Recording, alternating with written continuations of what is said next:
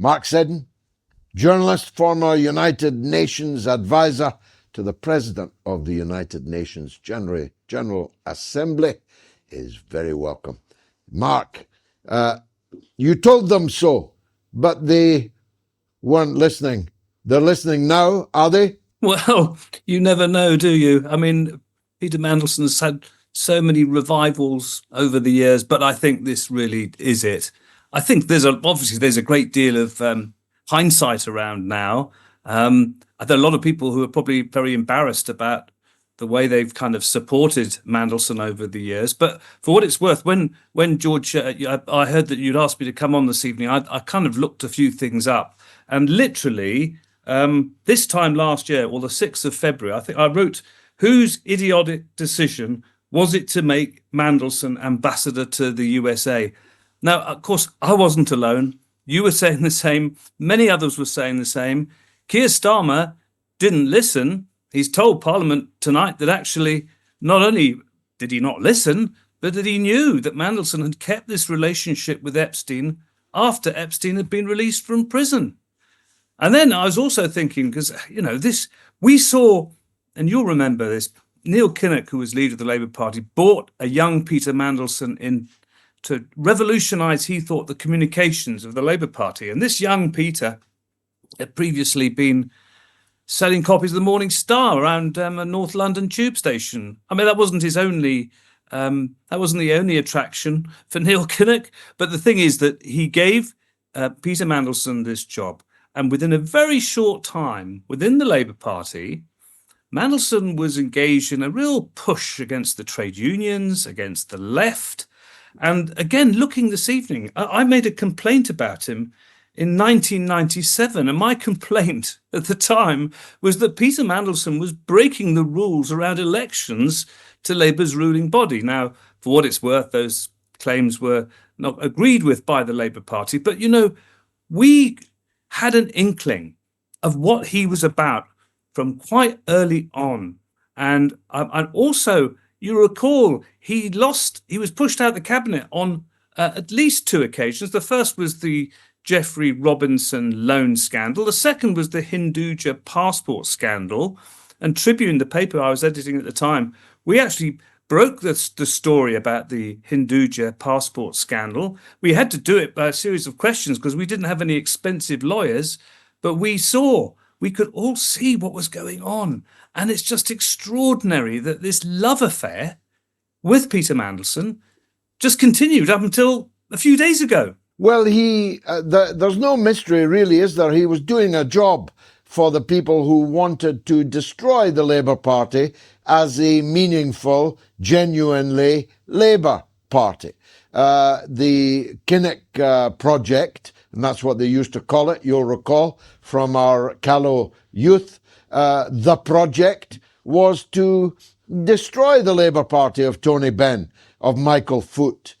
Blessed be their memories. It was to change the Labour Party into basically a Clinton-esque party which was on the side of imperialism abroad, neoliberal economics at home, Israel, and all the other characteristics of late 20th century, early 21st century so-called social democracy.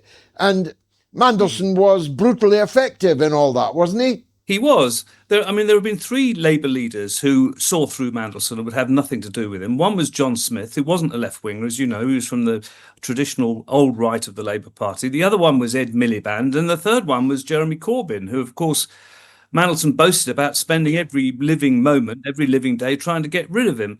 But yes, you're right. Fundamentally, it was about the third way. It was about a new kind of politics, they called it, which was ideology free. It was based on this sort of Clinton view of triangulation, which constantly moved everything to the right. And as you were saying, George, it was also about ensuring that the membership and the unions had no real say. And also within this great political party as was, all those mechanisms for making policies that really mattered, that would have tackled poverty, inequality, all the traditional things that a socialist party wanted to tackle, they were pushed out of the way. It came back briefly with Jeremy Corbyn when we had that great surge of members. 500,000 people were in the Labour Party, and then was immediately killed off again when miraculously Mandelson reappears again. And there's another couple of discoveries we've made. And by the way, it's a question that you often raise, is that, journalists often know that these things are happening. But when it was happening with Peter Mandelson, time and time again, they thought it was not important. They didn't bother to report it. They ignored it. But look, we have Peter Mandelson, we're now told, sitting down, vetting the candidates for the last general election for the Labour Party. We have Peter Mandelson just before, but as he's come back from being ambassador, actually sitting down and helping to advise about the reshuffling of Keir Starmer's cabinet. It's remarkable the way Gordon Brown brought him back. And look what Mandelson did to Gordon Brown in return. But each time this, and, I suppose we shouldn't get carried away because, it's not just one person that completely undermines a great political movement and has sent the Labour Party off into 10-15% levels of support. That's his legacy. It's other people too. But on top of that, it's much more pernicious, because you'll recall one of the first things he did when he was made ambassador to Washington by Keir Starmer, who knew that he had continued to have these relationships with Epstein. The first thing that happens is that Mandelson is pictured with Keir Starmer, the British Prime Minister, and the head of Palantir, this AI defense technology company that's just won, I think it's a 240 million strategic partnership agreement with the Ministry of Defence. Now, that's a huge story. Let's see if the press get all over that. Well, Mr. Benn, in his diaries, writing in the 1980s, described Mandelson as a Rasputin-type figure, Mephistophelian, with all the dark arts. He was called, I'm not sure who called him at first, the Prince of Darkness. So there's no surprise at the dark arts of Peter Mandelson. And the journalists who are now pretending with hindsight that it's all a mystery are surely completely now exposed and compromised. But what of Keir Starmer? I can't see how he survives this, Mark. He is the man who appointed a man he knew to be rotten in this regard to the plum position of British ambassador to Washington, and together with all his other troubles that have reduced him to, correct you, it's 11% in the public opinion polls. I don't see how Starmer survives this. Do you? No, I don't. And I know it's going to be very tempting for a lot of people to blame others, as is often the case. Morgan McSweeney, who's been Keir Starmer's bag carrier, fix-it person, who is really quite instrumental in bringing Mandelson back into the fold yet again. Obviously he's in big trouble, but so is Keir Starmer. And it's not as though Keir Starmer can turn around and say, oh, well, I didn't really know what I was doing. I took advice, I hadn't really heard about Peter Mandelson before. Nonsense, of course he had, because, right at the very beginning, when Keir Starmer wanted to become leader of the Labour Party, was promising all of those policies that Jeremy Corbyn supported and the Labour Party supported, and everybody voted for him on that basis. He was already conniving with Peter Mandelson. Peter Mandelson was already involved, popping up at this and popping up at that. So I'm sorry, this is something that can't be pushed aside and blamed on somebody else by Keir Starmer. The buck clearly stops with him. I noticed this evening that his erstwhile former deputy leader, Angela Rayner, has stepped forward and is saying, no, you can't decide, which files get released. It's got to be. We can't have a sort of drip Epstein type delivery of files and videos and material here. So yes, I think this pent-up frustration in the parliamentary level, because many of these Labour, at least 200 of these Labour MPs or so, are likely to lose their seats, maybe more. And the attempt by Andy Burnham to return was blocked by Keir Starmer, hence probably losing Labour this by-election in Manchester to the Green Party. And you know, it's just extraordinary. So I find it very difficult to believe that Keir Starmer can survive, like you, George. And I also think that essentially others will be waiting their chance. But what difference will it make unless there's a fundamental change in the whole direction of about honesty in politics for a start, about democracy, and for any political force of the left, which I don't think is going to come from the Labour Party, incidentally. But there's going to be a lot of manoeuvrings, and I do think, I agree with you, I can't see how Keir Starmer survives this. Of course, one of the problems the Labour Party, to which we both used to belong, one of the problems, one of many, is that the two putative successors to Keir Starmer are each in their own way compromised. Wesley Streeting was a schoolboy protege of Peter Mandelson. He scarcely could be closer to Peter Mandelson, even though he's now turned on him. He's done a reverse ferret this evening on his mentor. And the other is the woman you just mentioned, Angela Rayner, who herself was forced to resign as Labour's deputy leader and as a cabinet minister on an ethical scandal about tax evasion. So Labour isn't over endowed with potential successors to Keir Starmer, are they? No, they're not. And if you go back to the 1970s and look at the caliber of political leadership and alternatives there were then to when Harold Wilson went or when Jim Callaghan went, I mean, you had people, whether you agree with all of what they said or not, it is, by the way, you had people like Roy Jenkins, you had people like Tony Benn, like Barbara Castle, like Tony Crosland. I mean, these people were giants.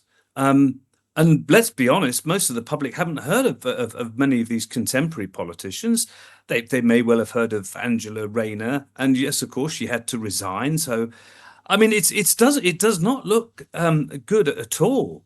But then, really, the Labour Party and these MPs and putative new leaders should never have allowed this tiny cabal to take over. For people to be traduced and for a former leader, Jeremy Corbyn, to be treated in the way that he was. They all took part in all of that or sat back and did nothing. And we've reached a place where we are today. Yes, 11% in the polls, as you said. But there is no hint of an understanding that essentially what this Labour movement was built up for. They've lost sight of what it's all about. They don't have the policies and the public have lost trust in them, and therefore, the trade unions. I think to the contrary, Mark, that they haven't lost sight of it. They don't believe in it. I mean, when we were comrades in arms, people on the right would say, "Yeah, of course, we'd love to do all that, but we can't for this or that reason." That's not the position today. They actually don't want to do the things that the Labour Party was set up to do. They don't believe in them.